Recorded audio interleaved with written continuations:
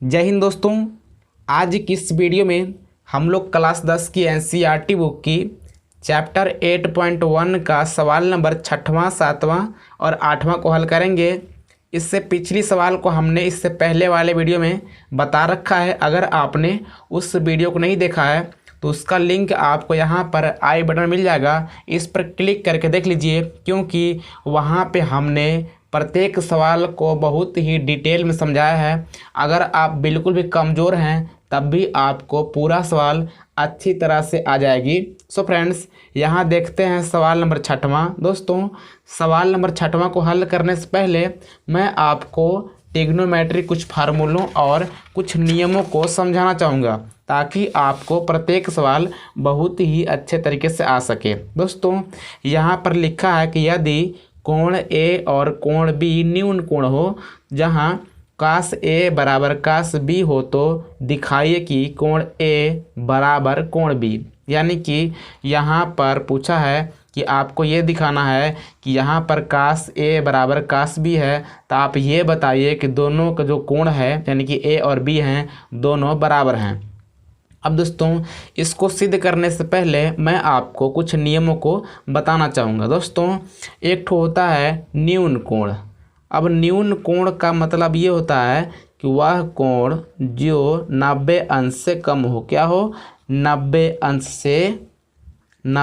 अंश से कम कोण को क्या बोलते हैं? न्यून कोण बोलते हैं। अब दोस्तों, नियम ये होता है कि अगर साइन 90 माइनस ए होता है तो इसको आप लिख सकते हैं कॉस ए। क्या लिख सकते हैं? Cos A. यानी कि यहाँ पर जितना रहेगा उतने लिख सकते हैं कॉस में। यानी कि आप एक बार फिर समझ लीजिए, अगर साइन 90 माइनस ए रहेगा तो आप इसको लिख सकते हैं कॉस ए। यानी कि मान लीजिए अगर यहाँ पर साइन 90 माइनस बी होता तो आप लिखते कास बी। यानी कि इस जगह जो रहेगा उतने आप यहाँ पे लिखेंगे। अब दोस्तों, अगर मान लीजिए कास होता, यानी कि कास 90 माइनस ए होता, तो इसको आप लिख सकते हैं साइन ए। यानी कि कास का साइन होता है और साइन का कास होता है। और दोस्तों, अगर टैन होता तो टैन 90 माइनस ए का होता है कॉट ए, और कॉट अगर होता तो कॉट का होता है टैन, यानी कि टैन ए। अब दोस्तों, इसी प्रकार से एक होता है कोसेक। यानी कि अगर कोसेक 90 माइनस ए होता तो इसका होता है सेक ए, और अगर सेक 90 माइनस ए होता तो इसका होता है कास ए, कोसेक ए। इस प्रकार से कोसेक ए होता है। अब दोस्तों, उम्मीद करता हूँ कि आपको ये वाला नियम समझ में आ चुकी है। इसी नियम के अनुसार इस सवाल को लगाएंगे। यहाँ पर लिखा है कि कॉस ए बराबर कॉस बी है, तो आप सिद्ध करके दिखाइए कि कोण ए बराबर कोण बी। अब दोस्तों, यहाँ पर कॉस ए है तो इसको आप लिख सकते हैं साइन 90 माइनस ए, क्योंकि हमने बोला था कि जहाँ पर साइन 90 माइनस ए होता है उसको आप कॉस ए लिख सकते हैं। तो इस प्रकार से आप कॉस ए का स्थान पर इतना लिख देंगे तो कोई दिक्कत नहीं होगा, क्योंकि ये वाला इसका ही मान होता है। अब दोस्तों, यहाँ पर कॉस भी है तो यहाँ पर आप लिख सकते हैं साइन 90 माइनस बी। अब दोस्तों, जैसे ही दोनों पक्ष बराबर हो जाते हैं, यानी कि अगर यहाँ पर दोनों ही पक्ष बराबर हैं तो यहाँ पर साइन से ख़त्म हो जाता है। यानी कि आपको ऐसा काटना नहीं है, लेकिन साइन से ख़त्म हो जाता है और यहाँ बचेगा 90 माइनस ए बराबर 90 माइनस बी। अब दोस्तों, इस प्रकार से क्या होगा ना कि आप 90 को ले जाएंगे उस साइड तो कितना हो जाएगा? माइनस ए बराबर 90 माइनस बी। यानी कि ये वाला अपने साइड ही है, इसको लाते हैं इधर तो ये वाला 90 इधर है प्लस में, अगर आप इसको लाएंगे इधर तो हो जाएगा माइनस में। तो इस प्रकार से एक हो गया माइनस में, एक हो गया प्लस में, तो ये वाला कट जाएगा, क्योंकि ये वाला प्लस है ये वाला माइनस है, प्लस माइनस घटता है, 90 में से 90 घटेगा तो 0 हो जाएगा, यानी कि काट देंगे। इस प्रकार से यहाँ हो गया माइनस ए बराबर माइनस बी। दोस्तों माइनस माइनस प्लस हो जाता है, तो इस प्रकार से A बराबर B हो गया, यानी कि कोण A कोण B के बराबर है। ये वाला आपका सिद्ध हो गया। आप लिखेंगे इति सिद्धम। दोस्तों उम्मीद करता हूँ कि आप इसको भी बहुत ही सरल भाषा में समझ चुके हैं। अब करते हैं सवाल नंबर 7वां। दोस्तों सवाल नंबर 7वां को भी हल करने से पहले मैं आपको कुछ बेसिक फार्मूलों को सिखाऊंगा, जिससे आप इस सवाल को भी एकदम आसान तरीक़ों से समझ पाएंगे। दोस्तों आपको पता होगा एक ठो फार्मूला, यानी कि क्या होता है, ए कोष्ठ में ए प्लस बी और ए कोष्ठ में ए माइनस बी का फार्मूला होता है ए स्क्वायर माइनस बी स्क्वायर का। अब दोस्तों ये था बीजगणित का फार्मूला, लेकिन मैं आपको एक ठो ट्रिग्नोमेट्री का फार्मूला बताना चाहता हूँ, जिसका प्रयोग इसमें होगा। दोस्तों एक ठो फार्मूला होता है कि साइन थीटा बटे कास थीटा, यानी कि साइन थीटा बटे कास थीटा को बोलते हैं टैन थीटा, यानी कि जहाँ पर साइन बटे कास रहेगा उसको आप टैन लिख सकते हैं। और आपको पता होगा कि टैन के उल्टा काट होता है, यानी कि यहाँ पर अगर कास थीटा बटे साइन थीटा होता तो ये वाला हो जाता काट थीटा, इस प्रकार से।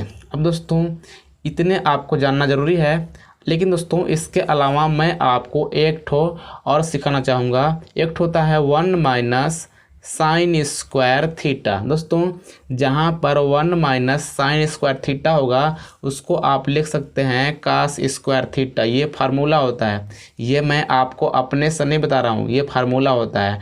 1 minus sine square theta formula होता है कास स्क्वायर थीटा का। और दोस्तों एक और होता है 1 माइनस कास स्क्वायर थीटा अगर रहेगा तो इसको आप बोलेंगे साइन स्क्वायर थीटा। यानी कि ये चारों फार्मूला अगर आपको पता है तो इस सवाल को एकदम आसानी से आप हल कर पाएंगे।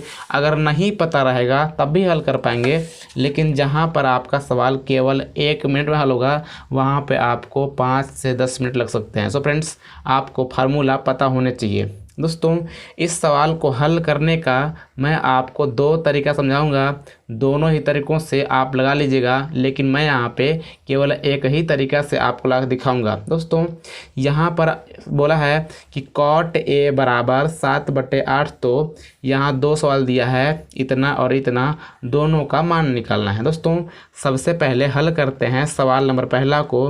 सवाल नंबर पहला है 1 प्लस साइन थीटा, दूसरे क्वेश्चन में 1 माइनस साइन थीटा, और दोस्तों नीचे है 1 प्लस कास थीटा और 1 माइनस कास थीटा। दोस्तों यहाँ पर क्या है, एक क्वेश्चन में a प्लस बी, दूसरे क्वेश्चन में a माइनस बी, यानी कि आपको पता है कि एक क्वेश्चन में a प्लस बी, एक क्वेश्चन में a माइनस बी। फार्मूला होता है a square minus B square का, तो यहाँ पर 1 का स्क्वायर करेंगे माइनस बी स्क्वायर, बी के स्थान पे साइन है तो साइन थीटा का होल स्क्वायर बट्टा नीचे भी है a plus B a minus B, तो यहाँ पर भी 1 का स्क्वायर माइनस कास थीटा का स्क्वायर। दोस्तों यहाँ पर अगर आप 1 का स्क्वायर करेंगे तो 1 ही होता है, और साइन का स्क्वायर करेंगे तो आपका हो जाएगा साइन स्क्वायर थीटा, और नीचे हो जाएगा 1 माइनस कास स्क्वायर थीटा। दोस्तों अभी हमने आपको बताया था कि 1 माइनस साइन स्क्वायर थीटा को बोलते हैं कास स्क्वायर थीटा। क्या बोलते हैं? Cos square theta. और 1 माइनस कास स्क्वायर थीटा को बोलते हैं साइन स्क्वायर थीटा। और दोस्तों एक बात हमने और बोला था कि जहाँ पर कास थीटा बटे साइन थीटा होता है तो ये फार्मूला होता है काट थीटा का। तो यहाँ पर कास स्क्वायर थीटा बटे साइन स्क्वायर थीटा है, तो इसको आप लिख सकते हैं काट स्क्वायर थीटा। तो इस प्रकार से अब दोस्तों यहाँ पर आपको काट थीटा का मान पता है 7/8, तो आप काट थीटा का मान रखेंगे 7/8, स्क्वायर है तो स्क्वायर कर देंगे। इस प्रकार से 7 का स्क्वायर 7 7 49 और 8 का स्क्वायर 8 8 64। इस प्रकार से इसका मान हो गया 49/64। दोस्तों उम्मीद करता हूँ कि आप इस सवाल को बहुत ही सरल भाषा में समझ चुके होंगे। अब दोस्तों ये था पहला तरीका। दूसरा तरीका ये है कि आप इस सवाल को एक तरीके से और लगा सकते थे, जैसे कि यहाँ पर लिखा है कॉट थीटा बराबर 7/8। दोस्तों आपको पता है कॉट थीटा बराबर होता है आधार बटे लंब। क्या होता है? आधार बट्टे लंब, यानी कि अगर एक ठो आप समकोण त्रिभुज बनाते तो उसका आधार 7 है और लंब 8 है, तो यहाँ पर आप कर्ण निकालते। क्या निकालते? कर्ण निकालते।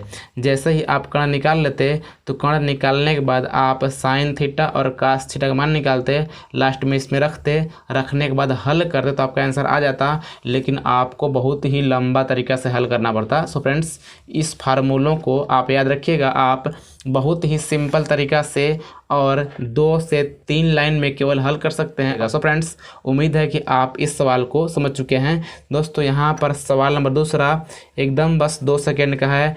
काट स्क्वायर थीटा का मान पूछा है। काट थीटा का मान दिया है 7/8, हमने यहाँ लिख लिया। स्क्वायर है तो स्क्वायर कर देंगे, यानी कि 7 से 49, 8 8 64, इसका आंसर हो गया 49/64, यानी कि पहला और दूसरा दोनों का आंसर है 49/64। दोस्तों, उम्मीद करता हूँ कि आप छठवां और सातवां सवाल को बहुत ही आसान भाषा में और सरल तरीका समझ गए हैं।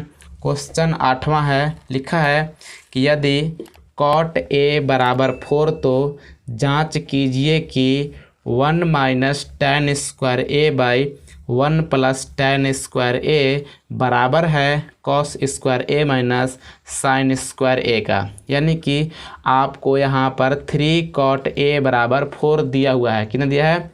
3 cot a बराबर 4 दिया है।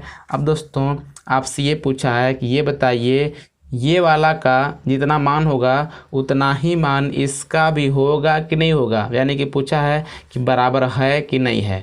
तो इस प्रकार से आप दोनों का मान निकलेगा। अगर बराबर होगा तो लिखिएगा बराबर है, नहीं होगा तो नहीं है। इस प्रकार से अब दोस्तों, यहाँ पर 3 cot a बराबर 4 है। अगर आप लिखेंगे cot a बराबर 4, ये वाला 3 है गुणा में, अगर आप इसको लाएंगे इधर तो हो जाएगा बट्टा में। अब दोस्तों, आपको पता है कि cot a बराबर होता है आधार बटे लंब। क्या होता है? आधार बटे लंब। a से आधार, l से लंब। अब दोस्तों, यानी कि एक प्रकार से आप समकोण त्रिभुज बनाएंगे और उसमें आपको आधार 4 मिल गया है और लंब 3 मिल गया है।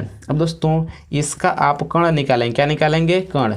क्योंकि आपको जैसे ही तीनों भुजा पता हो जाएगा तो वहाँ से आप tan, कास और साइन का मान निकाल सकते हैं। तो इस प्रकार से आपको पता है पाइथागोरस प्रमेय क्या होता है कि कर्ण का स्क्वायर बराबर लंब का स्क्वायर प्लस आधार का स्क्वायर। दोस्तों, आप सही से लिखिएगा, यहाँ पर कर्ण नहीं है पता हम लोग को, तो यहाँ पर कर्ण का स्क्वायर बराबर लिखेंगे लंब।